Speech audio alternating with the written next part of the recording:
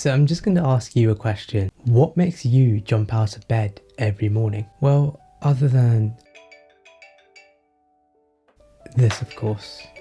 Is there a thing that makes you wake up with a smile on your face each morning and doesn't make life seem like a chore? Maybe you're not entirely sure, and perhaps you haven't even really thought about it, and that's okay. Today, I want to share with you a Japanese secret that has also been backed by Harvard University on how we can live a happy and long life. But let's talk about this study more towards the end of the video.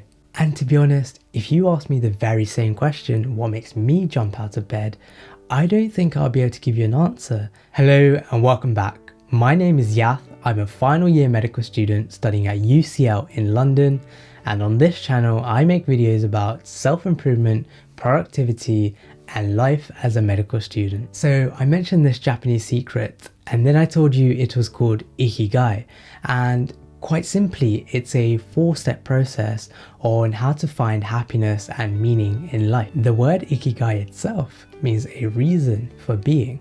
The word itself can be broken down into Iki meaning life and Gai meaning reason. For a little bit of context, the Japanese island of Okinawa, where the concept of Ikigai originates, is home to the largest population of centenarians in the world. So these are people that live beyond 100 years of age. And what's better than this is Ogimi, a town in the northern aspect of this island, even has the highest life expectancy in the world. So as you can see from this, people from this part of the world seem to live a very long life. What's so good about Ikigai that leads to all of this? I recently finished reading the book Ikigai by Hector Garcia and Albert Lieberman, and ever since finishing, I've always had this idea of Ikigai stuck in my mind. In the book, they explore many reasons for this by interviewing centenarians of Okinawa, and they realize some obvious factors such as your diet, your exercise, and your sleep. But the overall message that the citizens of Okinawa always seemed to preach was this idea of finding your Ikigai, finding your reason for being. So let's now actually break down the process.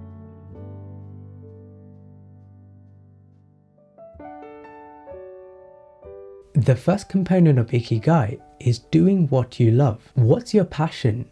What makes you feel so amazing that you forget about time, you forget to eat, and perhaps you can even stay up all night doing? Next, you have to find something that you're good at. Is there a skill or a thing that comes to you so effortlessly every single time you try it? Or perhaps you're learning something at the moment that you think can eventually be something that you're very good at. The third component is not to do with you, but the world instead. What does the world need? Are there any careers that are so vital at the moment or could be very crucial in the future? Are there any needs that will always exist, such as doctors, engineers, and lawyers, for example? Finally, what can you be paid for?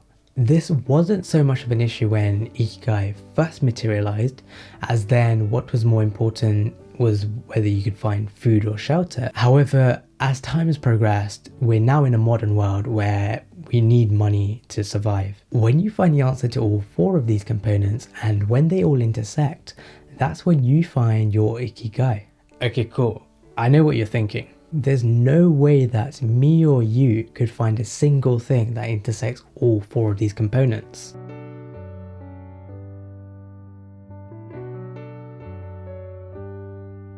It may work for some people, but what I think happens for most people is you find 2 components in one aspect of your life and 2 components in another aspect of your life. For example, you might be good at something and this thing might pay you well, therefore you have a profession. However, something that you really love and something that the world needs could be your side project or some charity work that you do outside of work.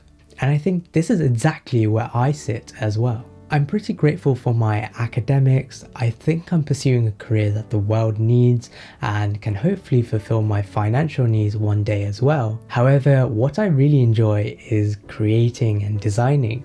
That's why I've started this YouTube channel and also my weekly newsletter. That's why I think it's so important to realize that Ikigai is not something you sit down and establish on a piece of paper one day. It's more of a process, a way of living for you to consider when you try to make life decisions or try to design your life. So in short, Ikigai is a dynamic process and it can change, it can mold as you change and as you progress throughout your school, university, or even career.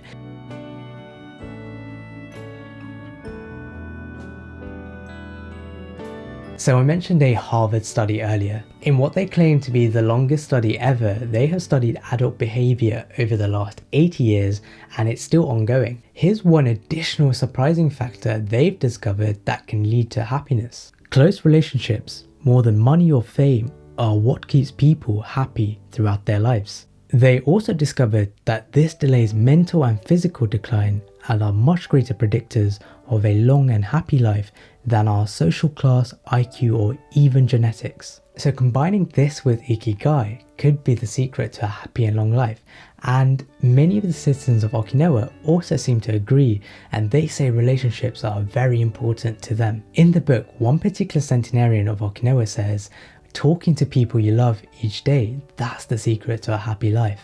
So there you go. If you want to build a happy and long life, try to implement Ikigai and don't forget about your relationships, whether that's with co-workers, with family and friends, your partner, or even with strangers. As I like to do, I'll end with this quote from the book, which by the way, I really recommend and I definitely think you should read. So the quote goes, "Life is not a problem to be solved. Just remember to have something that keeps you busy, doing what you love, while being surrounded by the people who love you." If you enjoyed this video, please leave a like and a comment down below. And if you haven't already, consider subscribing. I also write a weekly newsletter on much of the same topics. We now have a growing community of more than 500 people, so feel free to join them. Thank you, and I'll see you in the next one.